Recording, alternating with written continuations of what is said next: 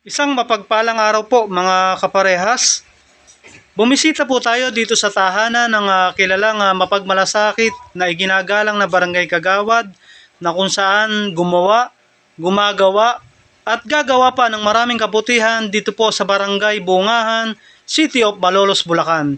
Akin pong karangalang pinakikilala po sa inyo na si Ginagalang Kagawad Jess Jesus Siso Coronel. Kagawad, good morning po. Kumusta na po ba kayo? Sis, magandang umaga po sa inyo lahat sa mga manonood ng Parehas News. Ito, okay naman po ako at patuloy na nagpapalakas lumagaling para sa mga mamayan ng barangay. Kagawad, pwede po ba nating ikwento sa mga ating kabarangay o sa mga nanonood po ngayon, yung po bang magaganda nating accomplishment ay natatandaan niyo pa po ba mula po nung kayo naging barangay kagawad sa panahon po ni ABC? Bali po, nag-start ako noong 2007, bilang kagawad noon, na-assign po ako sa environment. At doon, sa education po ako noon. Doon po nung education noon na ang naging po namin, pinag-usapan namin ng school, bakit ang estudyante ng bunga ni maliit o konti. Kaya ang ginawa po namin sa tulong ng Mother Leader at PHW noong panahon na yun, naglibot kami dahil yung mga nag-aaral dito nag-aaral sa Ligas na hinikayat namin upang dito mag-aaral sa bungahan. Noon po, natatandaan ko, estimated noon 107 lang. Ngayon, nung maglibot po kami, naging 207. Wow, Yung po ang umpisa ng pagyabong ng mga mag-aaral ng bungahan sa elementary. At doon po sa taon-taon po na yun, namimigay po tayo ng libreng school supplies, gamit ng mga bata, yung mga notebook, bag, yun, dahil may nag-sponsor lang po sa ating libag ko dati, tsaka yung mga suporta ng pamilya. Ngayon po, dito rin po sa amin sa Bungahan ay walang daycare center. Ako rin po ang naging founder ng ng daycare center na kung saan pansamantala po namin itinayo doon sa taas ng barangay hall.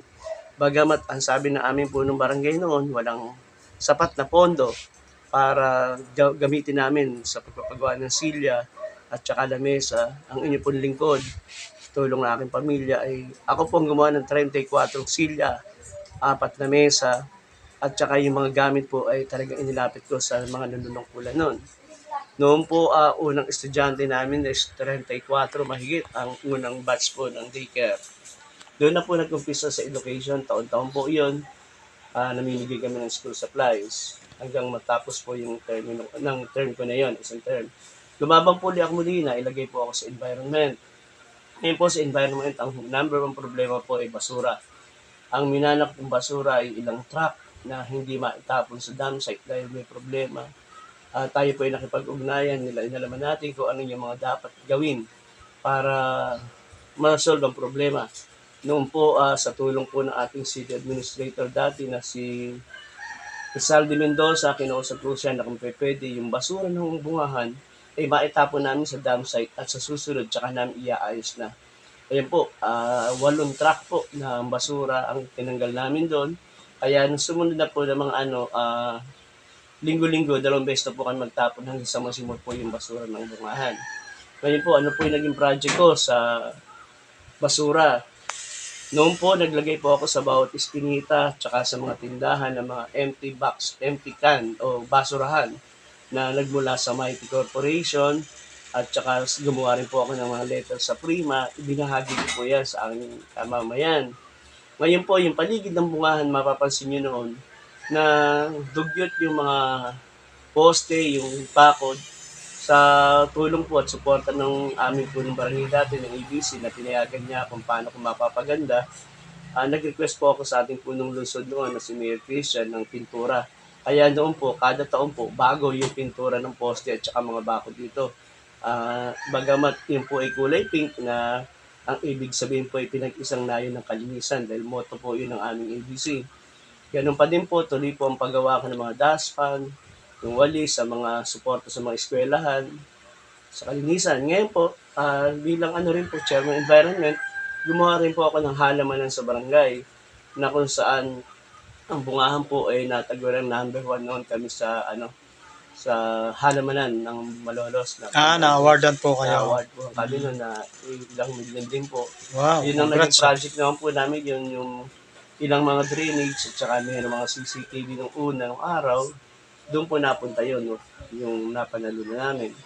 At doon po sa garden, nagkaroon po ako ng mga, ito pong huling termino ko na ito itong nakaraan po, nagkaroon po ako ng basura mo, palit ko ng bigas, na kung saan po yung mga plastic na basura, ilalagay mo sa empty bottle ng 1.5 o soft drinks bottle, na pag napuno ng siksik yung pinapalit namin ng 2 kilong bigas sa bawat 4 na piraso. Wow, ganda ha. Basura na lang, papalit bigas. Ano? Oo. Maganda pong programa. Nagkaroon din po ako ng programa noon na halamanan sa harap ng bahay ko, na kung saan pag nagtanim ka ng halaman, may 5 kilong bigas ka na, Wow. na bibigay namin sa'yo. Pag nasa nakita lang namin na talagang Basta't may nagtanim po sila, ano. Ang ganda po pala, ano.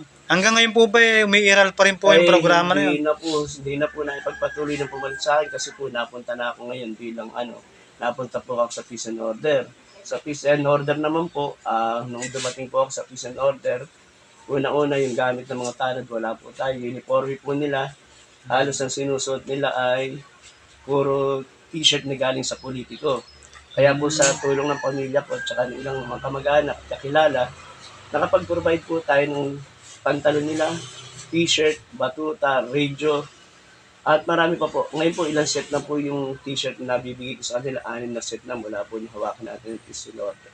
Kumusta po ngayon ang peace and order sa Barangay Bungahan? Okay naman po kasi po, una-una po, nakasuporta rito ang aming punong barangay ngayon na si Cap Jojo Tandayaw, na kung saan po ang aming mga tanod, pagdating po ng alas 5 ng umaga, naka-duty na po yan para asistihan yung mga pumapasok ng mga bata. Ngayon po, maghapon po ngayon yung tanod natin sa karsada. Oras ng uwian ng mga eskwelahan, nandun po sila ng Ginagabayan po nila. Ginagabayan po. Tapos pagdating po na alas 8 ng gabi, alas 7 ng gabi, duty na po sila. Ngayon, 8:45 po, iikot po yan ang palakad ng buong Bungahan. At doon po naman sisitahin namin yung mga bata na makakarpyo, Opo. yung magbibidyoke, at saka po sinasabayan po namin ng panghuhuli ng aso. Yun po ang huling project namin, yung panghuhuli ng aso, na kung saan maraming nagkakasakit at nakakagat dahil sa mga rabies na dala ng mga asong napapabayaan sa karsada. Napansin po namin, Konsi, bihira na po aso sa barangay nyo, ano? Apo, kasi po talaga po ngayon po pinatutupad na rin kahit ang hari, ang agawad ay kasamang iikot 2 beses maghapon.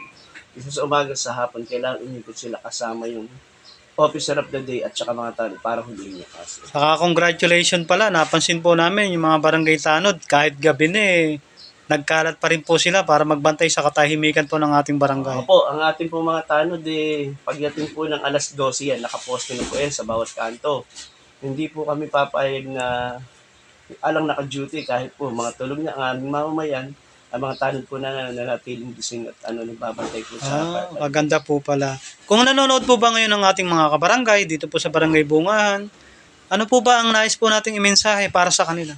Okay, mga mahal ko mga kabarangay, ang nais lamang po namin ay ipaglingkuran ang pakikisa at palayunin po namin, ang hinahangad namin ay kabutihan ng bawat isa. Wala po kami pinipili kahit sino po kayo, mayaman, mahirap, paglilingkuran namin. Basta sa tawag ng paglilingkod, makakaasa po kayo. Wow! Yan mga kaparehas. Mensahe naman po ating mahal na barangay kagawad sa ating mga kasangguni. Okay, sa aking mga kasangguni, salamat sa itong nakakaraan na nainawaan nyo kung ano yung kalagayan ko sa ating kapitan, sa lahat ng staff ng bumubuo ng barangay. Ang totoo po, napakahirap kong alagaan ng isang barangay kung hindi makasama at hindi kayo nagkakaisa. Yan po mga kaparehas, ang ating nakapanayam na tunay na gumawa, gumagawa at gagawa pa ng maraming kabutihan dito po sa Barangay Bungahan, City of Malolos, Bulacan. Buhat po dito sa Barangay Bungahan, ito po ang inyong kaparehas, Chris Castro reporting. Mabuhay ka, Konsi, hanggat gusto. Thank you, God.